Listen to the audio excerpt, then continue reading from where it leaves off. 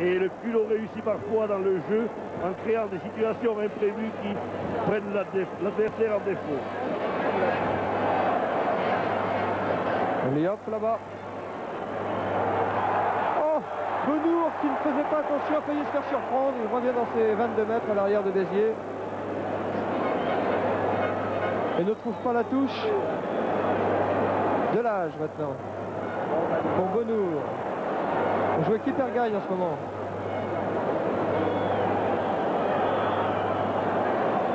Zéro pour Viviès. Le Port-Saint-Germain va trouver la touche. Je vous faites confiance à Viviès. Non, il ne la trouve pas. Benour qui revient dans ses 22 mètres. Et pendant ce temps, les minutes s'égrenent à mon chronomètre. Plus que 2 minutes à jouer.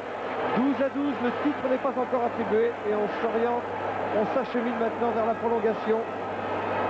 Demi-temps d'un quart d'heure. Pour notre plaisir, Pierre, car ce match est fort agréable à regarder. Deux styles différents, deux écoles différentes, mais le même état d'esprit pour un rugby engagé, respectant les fondamentaux du jeu, mais plein d'allégresse. Cordier.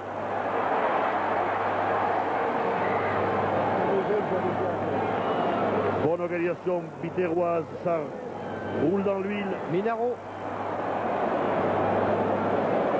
Plus qu'une minute à jouer dans le temps réglementaire. 12 à 12 encore entre les deux équipes. Escande pour Joguet. Joguet pour Fabre sur les 22 mètres. Et Fabre plaqué en touche à 10 mètres de la ligne de Buesnez. Alors que sur cette action, un joueur à Genet a reçu le coup de pied de Fabre. Involontaire. Et ça fait mal.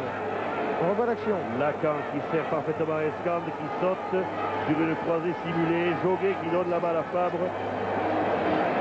Fabre qui va pas pouvoir passer, ne pas pouvoir déborder. Et plaqué par le troisième ligne.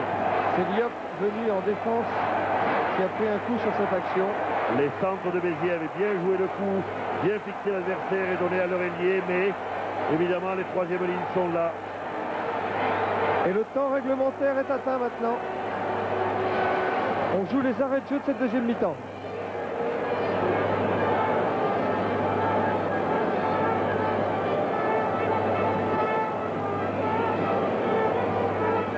Béziers depuis 10 minutes dans le camp à Genet. Dupont pour la remise en jeu à la touche. Palmy a gagné cette balle, a pu donner à Wolf. Attention au drop. Escande, le drop de la victoire. Est-ce que ça passe entre les poteaux? Non, ça ne passe pas. Monsieur Hichet estime que la balle ne passe pas entre les poteaux. Alors je n'aurais pas voulu être à la place de l'arbitre à ce moment-là, croyez-moi. Parce que là, pour apprécier sur le moment, in extremis, sur un drop qui décide de la victoire, en tout cas monsieur Hichet était bien placé, il le refuse. Regardez, de derrière les poteaux sur cette caméra placée par Henri Carrier. Est-ce que la balle va passer? En tout cas pour monsieur Hichet, elle n'est pas passée. Et pour vous, Pierre, je vous avoue que je n'ai pas vu le ballon passer entre les poteaux. Je crois qu'il n'y était pas. Une minute au-delà du temps réglementaire, 12 à 12 entre les deux équipes. Monsieur Hichet siffle la fin de la partie et va donc maintenant faire jouer demi-temps d'un quart d'heure en arrêt de jeu. Le règlement précise en effet que s'il y a un match nul à la fin de la durée réglementaire d'un match éliminatoire ou d'une finale, l'arbitre doit, après un repos de 5 minutes, prolonger la partie de 30 minutes, c'est-à-dire 2 fois 15 minutes de chaque côté, sans repos au changement de camp. Alors j'en profite aussi pour vous dire que si à la fin de cette prolongation, qui va donc durer une demi-heure, moi quand on sur votre écran, si à la fin de cette prolongation qui va durer une demi-heure, les deux équipes sont encore à égalité, voilà comment on va départager les deux équipes pour attribuer le titre, parce que la finale ne sera pas rejouée, pour la raison toute simple, c'est que demain s'envolent pour la Nouvelle-Zélande des joueurs de Béziers et d'Agen sélectionnés pour la tournée. Alors, si à la fin du temps réglementaire, comme je vous l'ai dit, les deux équipes sont encore à égalité au point, comment va-t-on les départager? Eh bien, on va d'abord tenir compte des expulsés pendant le match. S'il n'y a pas d'expulsés pendant le match, on va tenir compte des essais marqués pendant ce match. Pour l'instant, c'est Agen qui serait qualifié, puisque le seul essai de la partie a été marqué par Delbreil. Si les deux équipes sont à égalité au bénéfice des essais, à condition qu'elle n'ait pas été départagée auparavant par le nombre de pénalités. Eh bien, on aura recours pour la première fois cette année aux tirs au but qui sont au rugby ce que les pénaltys sont au football. Nous n'en sommes pas encore là, mais attendez-vous à assister à ce spectacle, c'est possible, d'après le scénario qui se déroule sous vos yeux. En attendant, les deux équipes en ont profité pour se désaltérer, mais c'est un moment difficile pour l'une comme pour l'autre, alors que Bernard Viviès semble très éprouvé ici. C'est un moment difficile pour les deux équipes, car elles ont livré beaucoup de force dans ce combat. Il va falloir tenir une demi-heure, c'est à la première qui craquera, Lucien Lias.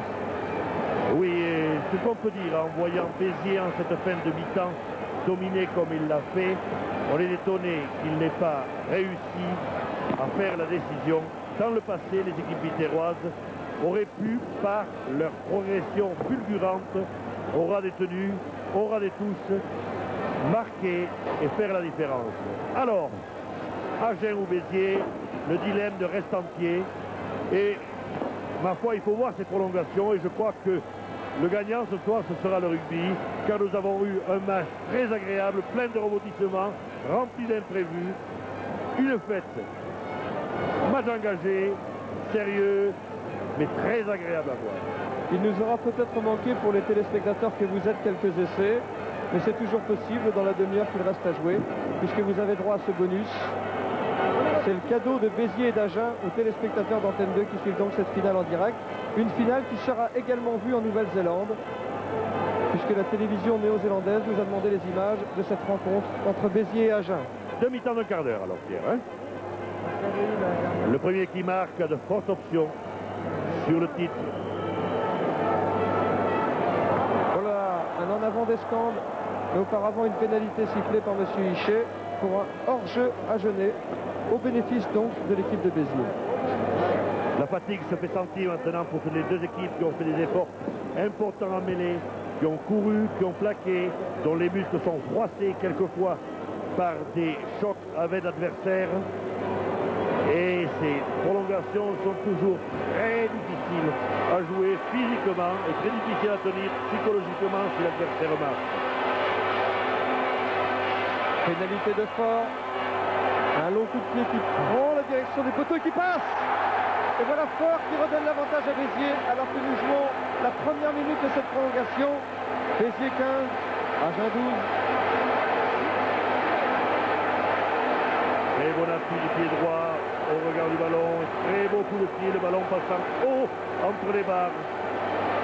C'est important, le buteur en rugby. La troisième pénalité réussie par Fort depuis le début de ce match. Ce qui met donc les deux équipes à égalité au nombre des pénalités. Et les 3 pour Fort, 3 pour Viviès.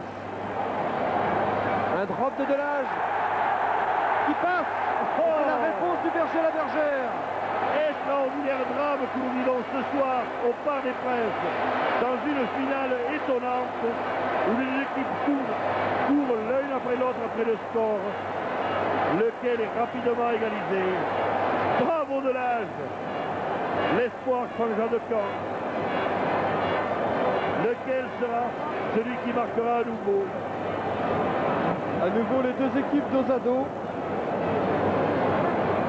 Et pour l'instant, eh bien c'est Agen qui est qualifié puisque l'essai de Delbray prévaudra dans la mesure où Viviès et Fort sont à égalité au nombre des pénalités.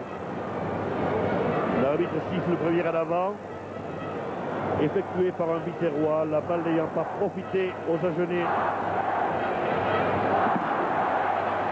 Les efforts poussés seront moins grands maintenant dans cette prolongation. Les deux claques sont fatigués. L'équilibre doit être trouvé.